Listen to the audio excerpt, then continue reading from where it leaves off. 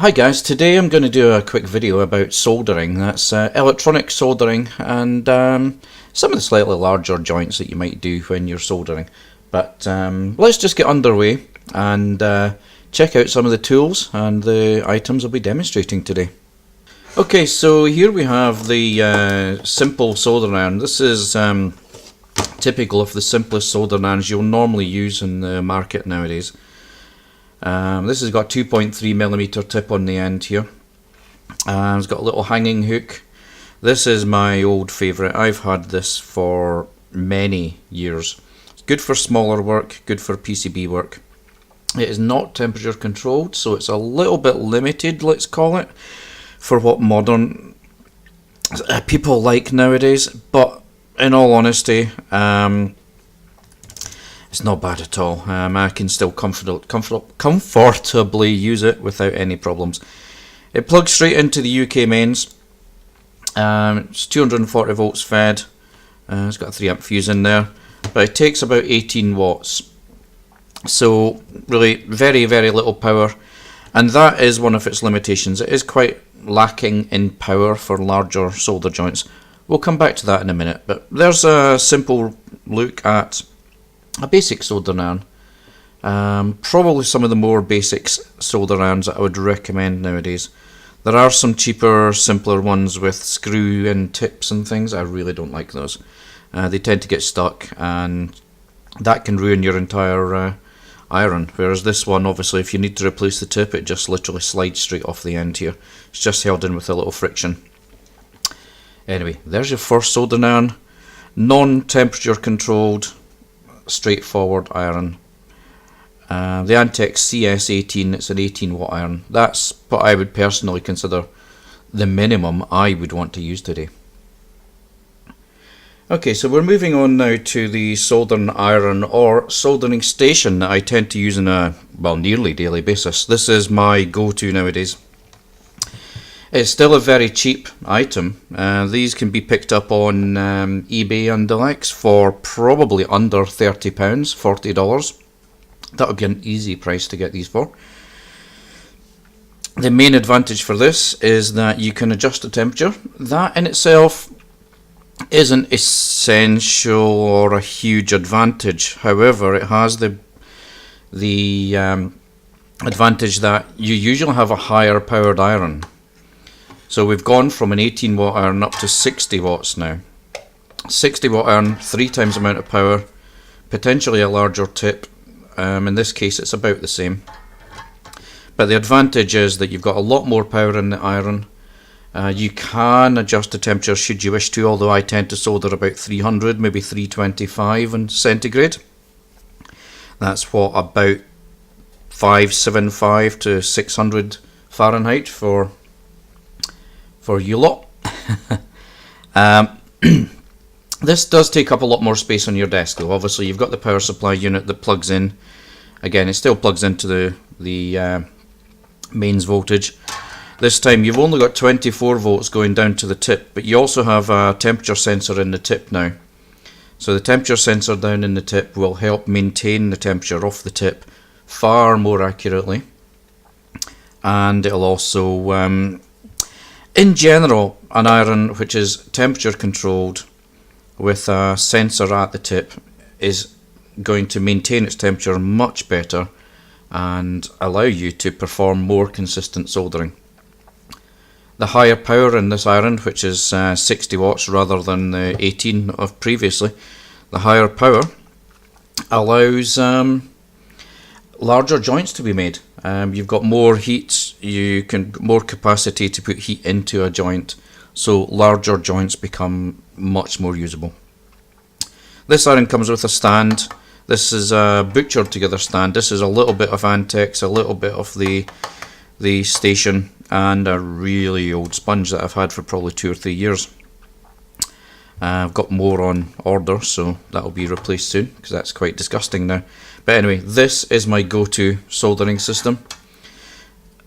Not the best I've ever used, but realistically for hobbyists, this is probably the best £30 you could spend.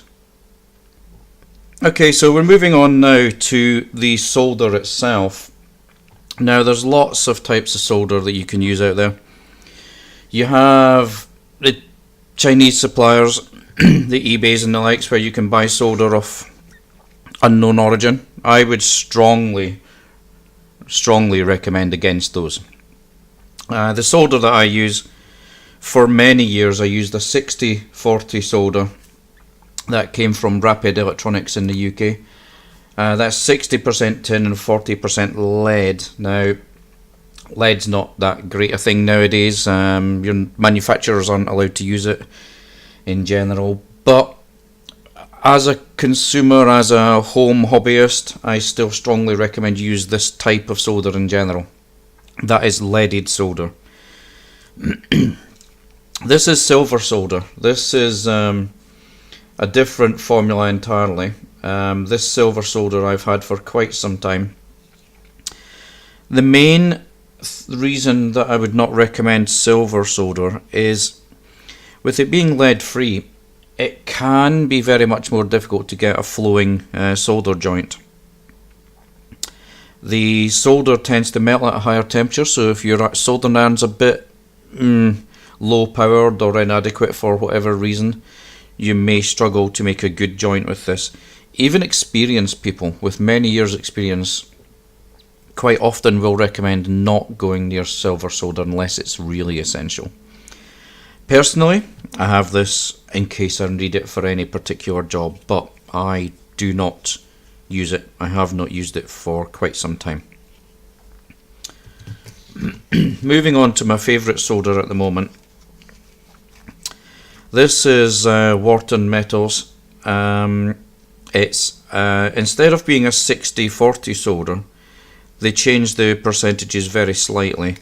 So this is like a 63-37. So realistically, let's just call it a 60-40. Very similar. This one has 2% flux. We'll cover that in a second. And this solder is my personal favourite. Much thinner, nicer for electronic components and work. It can be annoying because you need to flow an awful lot in if you're doing larger joints, but this is like a 0.7mm. This I think is a 1 point something millimeter. In general, I would suggest going for something like a 0.7mm, unless you're doing huge joints and large work. But for most electronic, this is nice. 22 gauge, 0.7mm. I recommend a 60-40 or a 63-37 lead based solder. This is the one that I personally choose to use. I've had this for a few months now. Very little if it's been used. A solder roll like this would cost about £20 and would probably last you 2 or 3 years under fairly heavy use as a hobbyist. A small roll like that you might get a year out of, and that's going to be £5. Just take it how you want, really. If you know you're going to be into electronics for a long time, buy a larger roll. I quite often decant it down into smaller rolls, and that's exactly what I did here. This is my daily solder. This is one of the Rapid Electronics rolls, which became empty after quite some time. I've rolled some of the 63-37 onto it, and I've also got some desolder braid here. Desolder braid, we'll come on to that in a few seconds. So, desoldering braid. This is my favourite solder, as I've just mentioned a second ago, and this is a desolder braid that I have pretty much attached to my soldering reel. The reason for that is this is really nice and useful to have around. Desoldering braid is good for taking the solder off a joint if you've put too much on there, or if you need to remove a component. The brand that I use, it's a cheap brand that comes from eBay. I'm not going to say I recommend it. It's not ideal. The main thing that I think this solder has an issue with is that there's very little in the way of flux on it. So you can be putting this onto the joint and trying to remove solder, and it just won't flow. The flux is there to help the solder flow, and obviously these should be impregnated with flux. It's usually pretty poor, to be honest, on this brand. The braid works perfectly if you add your own solder flux, and that is absolutely what I do. I have quite a lot of flux that I decant out into little bottles. I've got it in different manner and different styles. This is the liquid flux that I use. Again, it's just a fair... try that again on video. This is a liquid flux that I use that it's literally just a liquid.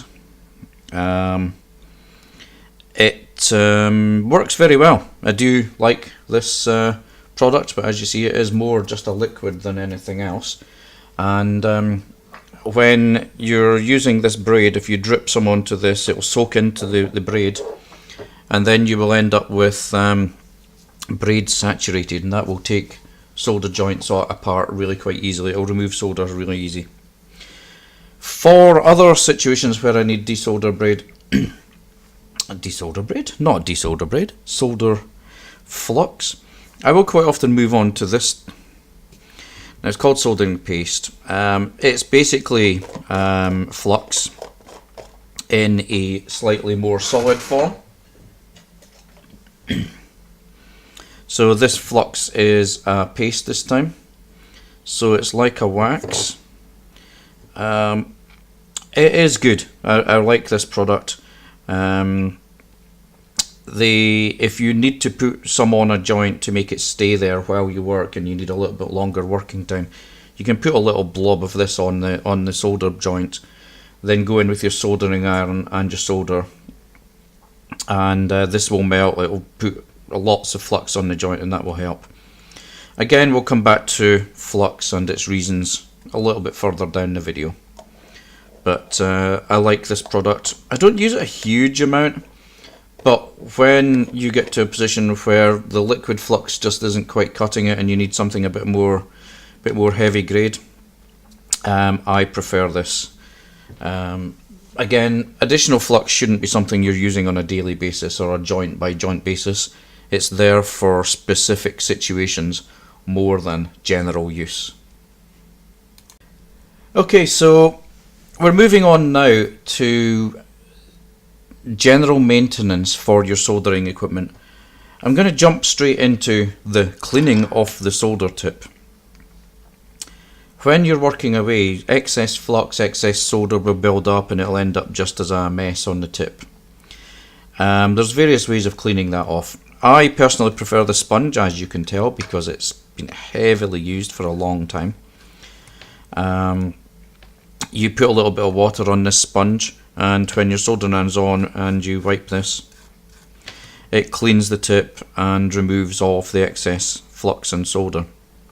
Some people prefer to use this brass brush. I have the brass brush. I don't tend to use it. Okay, so I've got the soldering iron on now. This is going to be warming up. You'll see here that the tip has quite a large amount of solder on it. Now that is definitely the way I prefer to leave the tip when it's being used. Let me just fix the focus on that a little better. There we go. So the little blob that I leave on the end here, it helps keep the actual tip protected underneath that coat of metal, and that will help keep the tip in better condition. Obviously it's old solder, it's got no flux in it now, so you have to clean that off when you're about to solder. So we'll try this brass brush. Not my personal favourite, as I say, but you can see the tip's quite dirty there, big blobs of solder on it.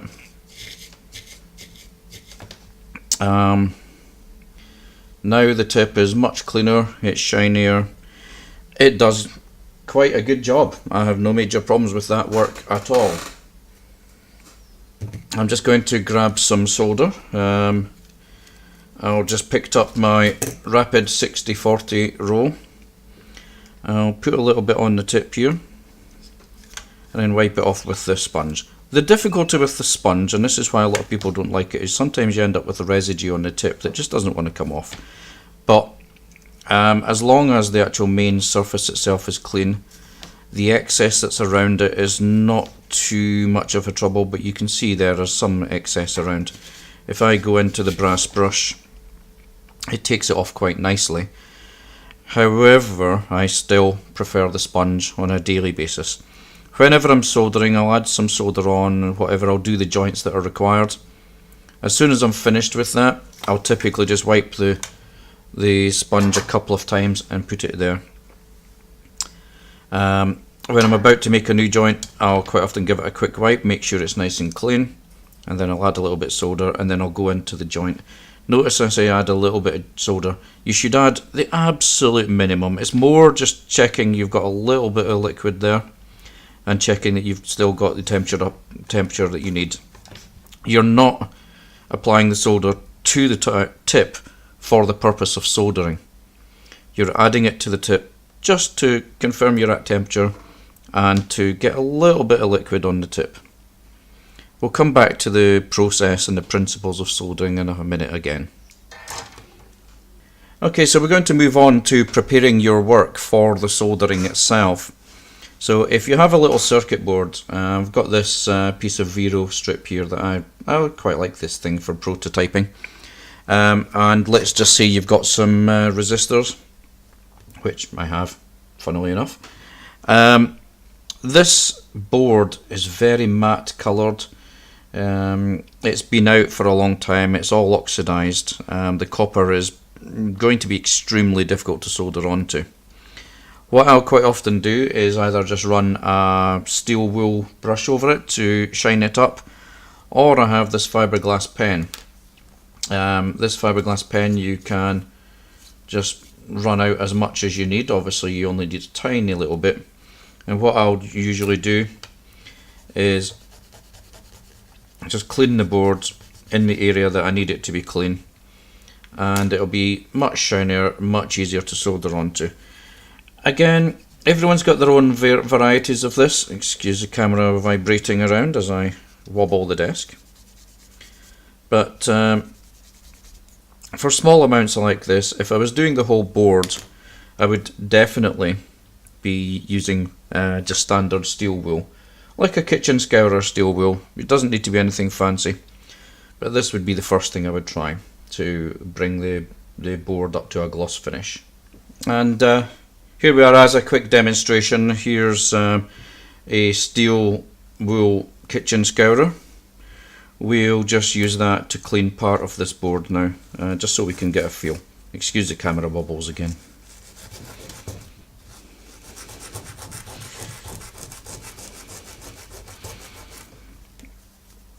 So you should be able to see the difference in the board here. We have the plain copper itself at this side, the first few tracks, and then we have the corroded, oxidized side over there.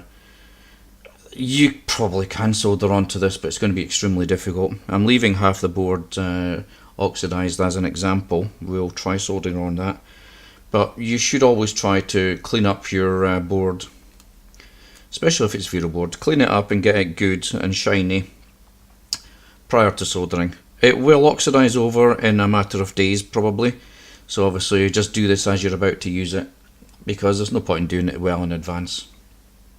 Okay, so we're about to start soldering here. I have some components, I have some clean and some dirty oxidized board. Let's just jump into part 2 where we're going to actually do the soldering. See you in a second.